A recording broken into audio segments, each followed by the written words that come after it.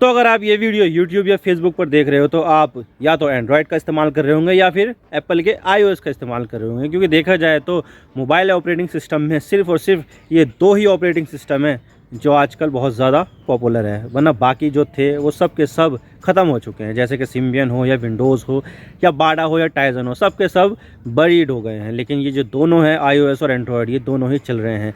लेकिन देखा जाए तो ये दोनों ही ऑपरेटिंग सिस्टम यूएसए कंपनी के हैं। एंड्रॉयड है गूगल का और iOS है एप्पल का।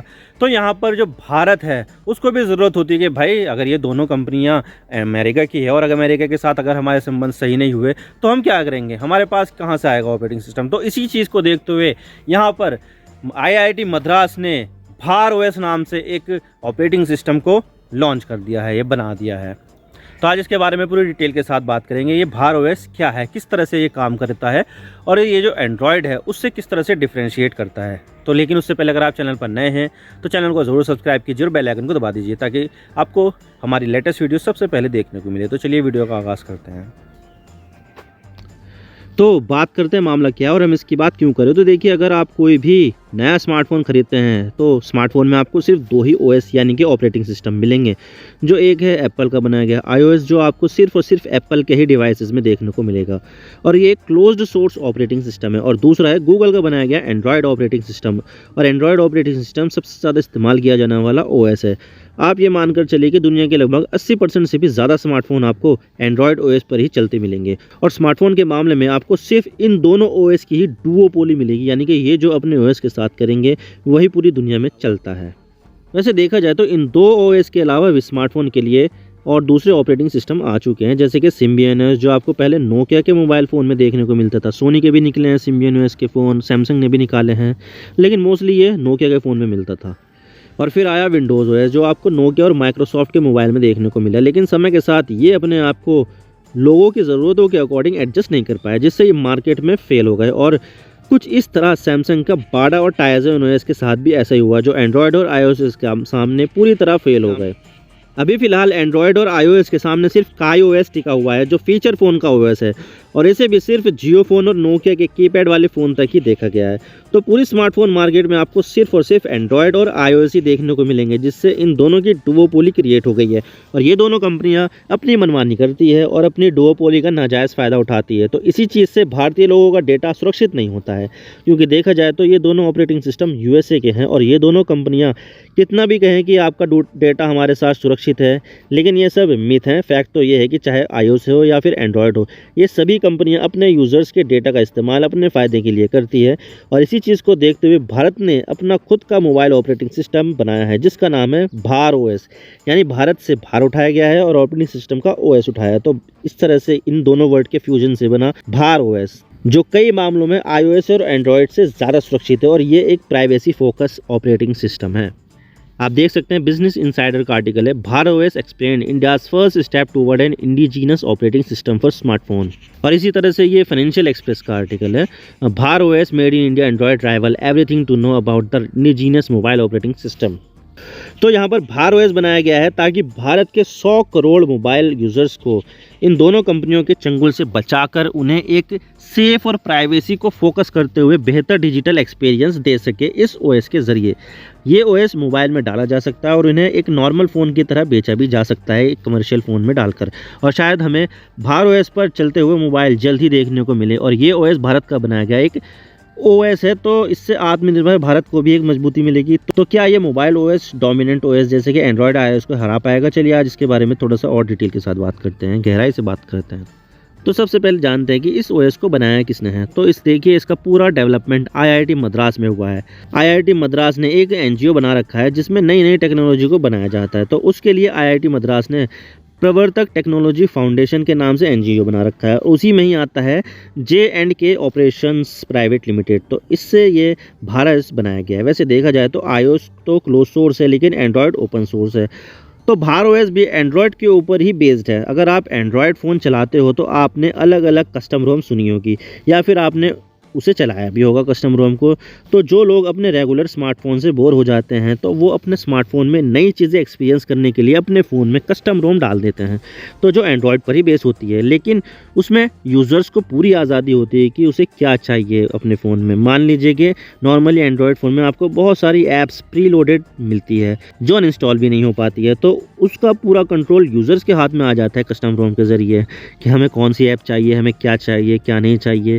ठीक इसी तरह से भार ओएस भी बनाया गया है और इसमें आता है एनडीए यानी कि नो डिफ़ॉल्ट ऐप। आपने देखा होगा कि आप अगर कोई iOS डिवाइस खरीदोगे तो उसमें आपको कई सारी ऐप्स प्री इंस्टॉल्ड मिलेगी, जैसे कि ऐप स्टोर, आईट्यून, कंपास, आई मैसेजेस, फेस टाइम और भी बहुत सारी ऐप्स प्री इंस्टॉल मिलेगी जिसमें यूज़र्स डिलीट भी नहीं कर सकता है उन ऐप्स को। और ये एक अनफेयर ट्रेड प्रैक्टिस है, क्योंकि मान लीजिए कि यहाँ पर वीडियो कॉल करने के लिए फेस टाइम मौजूद है, तो जो दूसरी वीडियो कॉलिंग ऐप है जैसे कि जूम हो, ड्यू हो या फिर दूसरी ऐप्स है, तो उनको तो मौका ही नहीं मिलेगा अपने आप को ग्रो करने का। ठीक इसी तरह से आईफोन के म्यूज़िक के लिए आईट्यून आता है, लेकिन मार्केट में तो म्यूज़िक देने वाली बहुत सारी दूसरी ऐप्स भी हैं, जैसे कि स्पॉटिफाई है, जियो सावन है, विंग म्यूज़िक है, सारेगामा, बहुत सारी ऐप्स हैं म्यूज़िक की, तो उन्हें भी कोई मौका ही नहीं मिलेगा ग्रो करने का। ठीक इसी तरह से एंड्रॉयड में गूगल आपको बहुत सारी प्री इंस्टॉल ऐप्स देता है, जैसे कि YouTube, map, Chrome browser, Google drive, Gmail और फोटोज़, तो बहुत सारी ऐप्स हैं जिनको हम अनइंस्टॉल नहीं कर सकते हैं।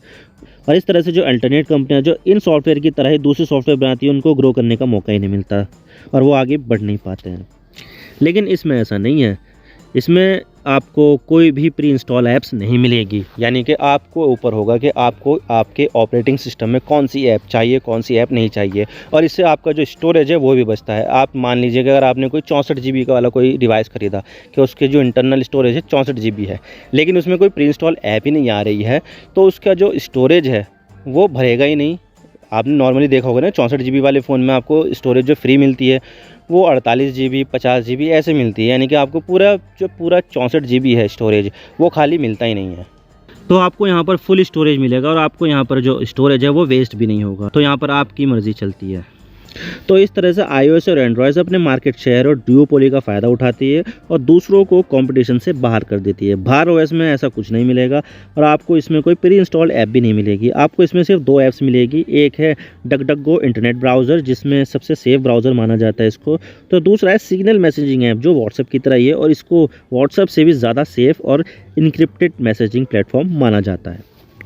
और कभी कभी ऐसा होता है कि कोई सॉफ्टवेयर ठीक से काम नहीं कर रहा है, बग आ गया या फिर भार ओएस का नया वर्जन आया है, तो उस नए वर्जन को डाउनलोड करने के लिए भार ओएस में नेटिव ओवर द एयर का सपोर्ट दिया गया, यानी कि नोटा का सपोर्ट दिया गया है। यानी कि कभी सॉफ्टवेयर में बग आ जाए या कोई नया वर्जन आ जाए तो उसको आसानी से डाउनलोड किया जा सकता है और अपने डिवाइस को और ज़्यादा सिक्योर बनाया जा सकता है, बेहतर बनाया जा सकता है। लेकिन सवाल ये आता है कि अभी ये भार ओएस कहाँ पर इस्तेमाल किया जा रहा है।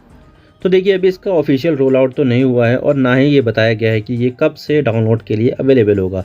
आने वाले समय में किन कंपनी के स्मार्टफोन में ये भारत ओएस में देखने को मिलेगा ये भी नहीं पता है, तो अभी इसके बारे में कोई जानकारी नहीं आई है। लेकिन अभी भारत ओएस की बीटा टेस्टिंग की जा रही है और ये ऐसे ऑर्गेनाइजेशन को दिया जा रहा है जो अपनी कम्युनिकेशन कॉन्फिडेंशियल करना चाहते हैं कि क्या बिज़नेस करना है, कौन सी स्ट्रेटजी होगी, कहाँ पर क्या बेचना है और क्या स्टेप्स लेने होंगे। तो इस तरह की जो कॉन्फिडेंशियल कम्युनिकेशन है उसके लिए अभी इसका इस्तेमाल किया जा रहा है और जब इसका ऑफिशियल रोल आउट किया जाएगा तो तब हमें स्मार्टफोन में भार ओएस देखने को मिलेगा।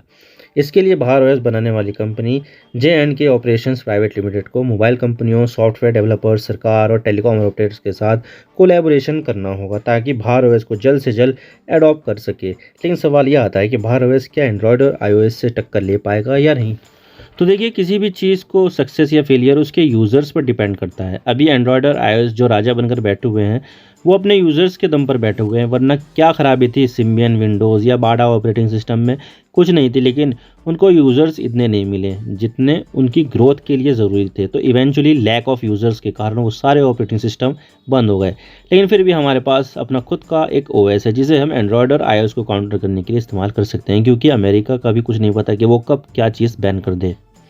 क्योंकि देखा जाए तो एक समय पर दुनिया की सबसे बड़ी स्मार्टफोन बेचने वाली कंपनी हुआवे पर अमेरिका ने बैन लगा दिया था, जिससे वो किसी भी अमेरिका की टेक्नोलॉजी का इस्तेमाल नहीं कर सकता था और ना ही वो ऑपरेटिंग सिस्टम का इस्तेमाल कर सकता और ना ही कोई चिप का इस्तेमाल कर सकता था। तो हुआवे ने सैंक्शन से बचने का रास्ता निकालने के लिए हारमोनी ओएस नाम का अपना खुद का ही ओएस बना दिया ताकि वो अमेरिकी सैंक्शन से बच सके। तो इसी चीज़ को देखते हुए भारत के लिए भी भारत में बनाया गया ओएस इंपॉर्टेंट हो जाता है और भार ओएस भी वही है। अब देखते हैं इसका क्या फ्यूचर रहता है। आप मेरे इंस्टाग्राम पर भी जुड़ सकते हो। आप सिंपली जाइए इंस्टाग्राम में और सर्च कीजिए I_इमरान सिद्दीकी और आप मुझे फॉलो कर सकते हैं। इसके अलावा आप मुझे ट्विटर पर भी फॉलो कर सकते हैं, यहाँ पर भी सेम ही यूज़र नेम है I_इमरान सिद्दीकी। तो दीजिए मुझे इजाज़त, मैं मिलता हूँ आपसे नेक्स्ट वीडियो में। अगर आपको वीडियो थोड़ी सी भी पसंद आए तो चैनल को ज़रूर सब्सक्राइब कीजिए। Thank you for watching. I really appreciate your precious time. God bless you all. Now signing off.